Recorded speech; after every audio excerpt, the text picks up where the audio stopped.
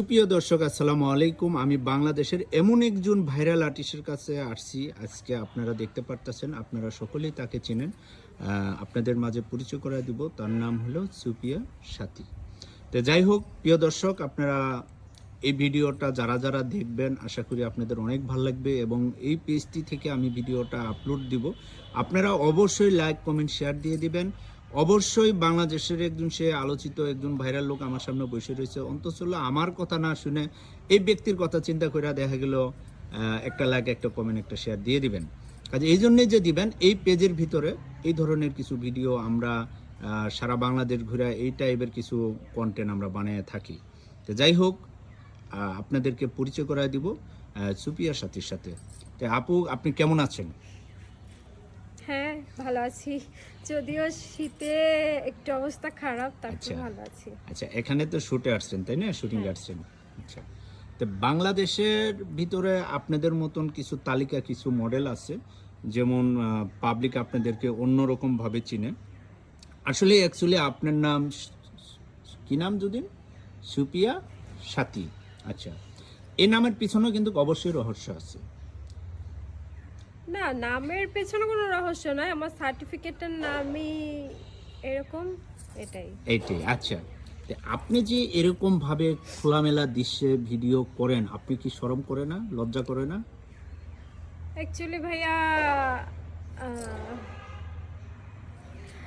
আমি যে খোলামেলা মানে শুটিংটা করি, এটা তো আমি আসলে করতে চাইনি, তাই না?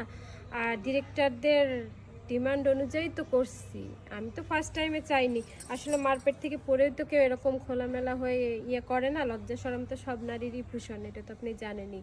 Yes. তো আমরা যখন পার্সোনাল লাইফে থাকি অবশ্যই আমরা শালীনতা বজায় রেখে থাকি, কিন্তু এখন দেখেন যে শুটিংয়ে আসছি, এখানে ডিরেক্টরের ডিমান্ড যে এরকম গেট আপ নিতে হবে। সো এই তো আপনাদের মানে মতো কিছু ডিরেক্টরদের জন্য এরকম করতে হয়। এটা তো আমাকে অন্যরকম চোখে না না দেখতে না হবে না না না, ভাইয়া। আমি বলি, যেমন মনে করেন বাংলাদেশে তো আরো অনেক মডেল আছে, আরো অনেক নায়িকা আছে, কিন্তু আপনারা যে এরকম ভাবে খোলামেলা ভাবে আপনারা এরকম ভাবে ড্রেস আপ করেন, আপনারা রাস্তাঘাটে চলাফেরা করেন কিভাবে? পাবলিক আপনাদের দেখে চিনে না?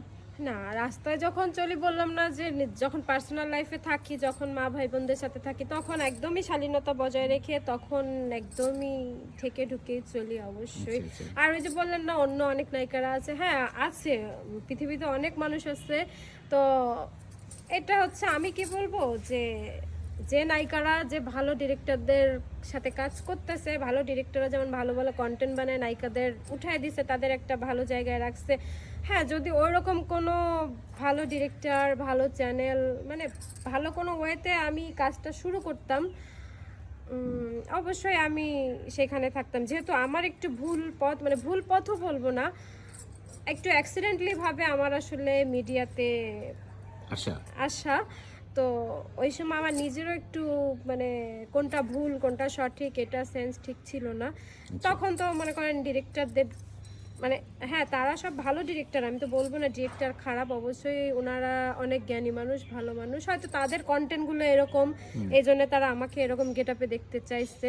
তো এখন তো আমি তাদের জন্য সুফিয়া সাথী হয়ে গেছি, এখন বদনামটা তো আমার হচ্ছে, কিন্তু এটা আমি কি করবো বলেন? এখন তো আমি এখান থেকে বের হয়েও আসতে পারতেছি না। না, ঠিক আছে, আপনি অ্যাকচুয়ালি যে কথাটা বলছেন আপনার কথার সাথে আমি একমত, কিন্তু আসলে আপনি চাইলে কিন্তু ইচ্ছে করলে কিন্তু আপনার ভালো গল্পেতে, ভালো নাটকের কাস্টিংয়ে আপনি যেতে পারেন, কিন্তু আসলে অ্যাকচুয়ালি এটা কিন্তু আসলে আপনি যে ড্রেসগুলো পরেন, অন্তত ড্রেসটা নিয়ে কিন্তু আপনার একটা সমালোচনা আছে সারা বাংলাদেশের ভিতরে। আপনি তো মনে করেন অ্যাকচুয়ালি বর্তমানে যে ভাইরাল পাচ্ছেন, আপনাকে দর্শক কিন্তু দেখে আপনার ড্রেসের কারণে, এটাও একটা বিশাল সমালোচনা।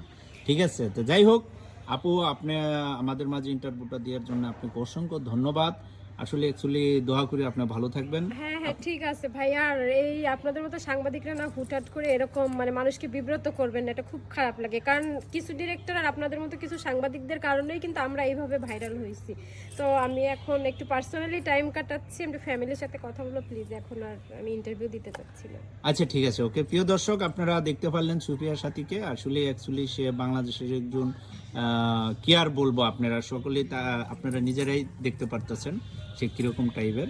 আসলে মনে করেন আমি তাকে ভিডিও তো দেখছিলাম, মনে করছিলাম বলে হয়তো সে বাস্তবে ডিসমিস একটু ই করে পরে, কিন্তু আসলে এখানেও এসে দেখি একই কোয়ালিটি। তো যাই হোক আপা, আপনি ভালো থাকেন, সুস্থ থাকেন। হ্যাঁ ভাই, আমি তো চাই কথা আপনি বলছি ভালো তো। ভালো কিছু ড্রেস পরেন।